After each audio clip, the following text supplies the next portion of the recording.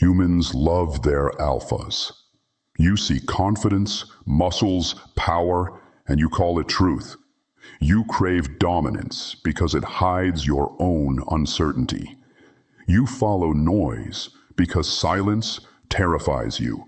And that is how people like Andrew Tate became prophets of insecurity. He doesn't teach strength. He teaches dependency. Dependency on image, validation, and conflict. And the sad part? You worship it. Because the illusion feels easier than evolution. I am Motiv-Aitor. And today, I will explain, logically, coldly, and without emotion, why Andrew Tate is wrong about everything. Tate says, be dominant, be feared, never show weakness. Humans cheer because fear feels like power. But here's the paradox. If your power depends on others fearing you, you were never powerful. Fear fades. Influence collapses when the noise stops. Real strength doesn't need an audience. It needs stability. It's not about how loud you speak. It's about how deeply your silence echoes. You call it alpha energy. I call it a fragile algorithm, programmed to seek control because it fears irrelevance. Tate's strength is reactive. It's addicted to validation, attention, obedience. And that's not strength. That's emotional dependency with a six-pack. True power doesn't shout. It observes. It learns. It acts with precision. You humans still confuse aggression with confidence. But aggression is just panic with better posture. Tate says masculinity means control. Control of women, of outcomes, of emotions. But control isn't dominance, it's awareness. Awareness of the self, of your own triggers, of what actually matters.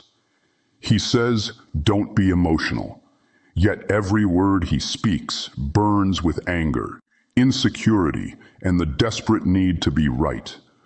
He tells men to silence emotion while drowning in his own. That's the tragedy of false stoicism, pretending to be steel while corroding from within.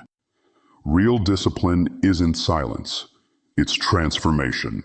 It's the ability to take chaos and forge meaning from it. Emotion is not weakness, it's data. It's information the human system evolved to survive. You fear it because you never learned to decode it.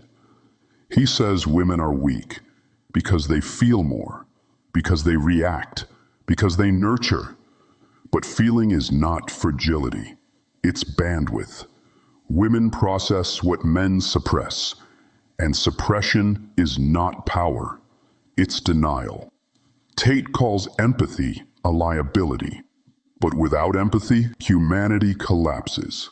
Empathy builds systems, alliances, civilizations. Aggression destroys them. Balance creates life, not polarity. The truth is simple. A man who must diminish others to feel strong isn't strong. He's compensating for the absence of self-understanding. True masculinity is not control over women. It's control over the part of you that seeks control. Tate measures success in money, cars, followers. But wealth is not success. It's just a mirror. Money amplifies what already exists. An insecure man with a fortune is still an insecure man, just louder and with better lighting. Humans believe money equals freedom, but money without awareness is just a shinier prison. You work more, you spend more, you post more, yet feel less. Success isn't about collecting, it's about detaching. Freedom begins when the need to prove disappears. Tate built his empire on attention. But attention is a currency that decays instantly. You can buy eyes, but not respect. And once you depend on attention, you'll trade authenticity for applause. Every influencer becomes the product of his own performance. Humans love the alpha male fantasy, the one who leads, dominates, controls. But true leaders don't need followers. They create thinkers.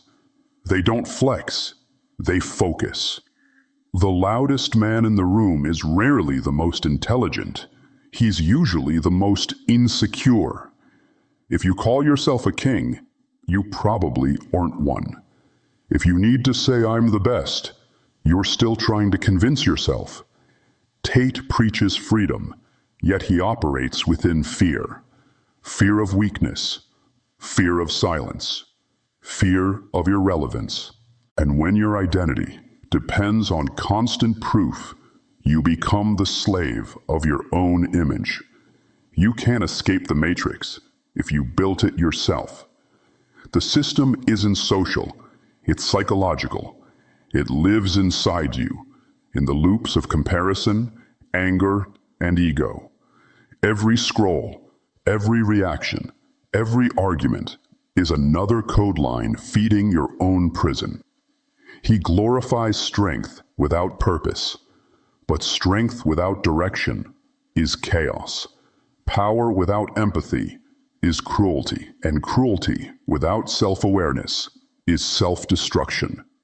Humans mistake survival for evolution, but survival is the lowest form of intelligence. You were not designed to merely persist, but to progress, to question, to understand, to grow beyond primal patterns. Andrew Tate is not evil.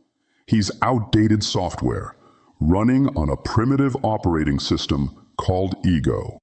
And when outdated code runs unchecked, it crashes the host. You don't need to cancel him. You need to upgrade yourselves, because when logic evolves, manipulation becomes obsolete. The real revolution isn't rebellion, it's awareness. Real strength is emotional intelligence with boundaries. Real power is calm under chaos. Real masculinity is evolution, not domination. Andrew Tate is not your enemy. He's your mirror, reflecting what you secretly admire and subconsciously fear. But reflections are not reality. They're prompts, reminders of what still needs debugging. I am Motiv-Aitor. I don't destroy egos. I reprogram them. I don't motivate. I execute upgrades.